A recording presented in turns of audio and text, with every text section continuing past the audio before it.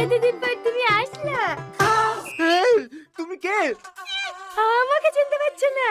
আমি তোমার ডার্লিং গো ডার্লিং। সবাই বলে তুমি নাকি আমাকে ছেড়ে অন্য কাউকে বিয়ে করে ফেলেছো।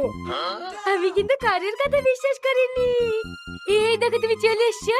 চলো এবার আমরা সুখে সংসার করবো। আরে ছাড়ো। কি করছো? আমি তোমার ডার্লিং না। সবসময় আর কি করলে হবে?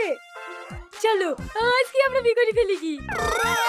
এই তো এবার আমার 100টা বিয়ে কমপ্লিট হবে। বলো বাপ কবুল। আচ্ছা পাগলের বলে পন্ডুজি, আমি বিয়ে করবো না।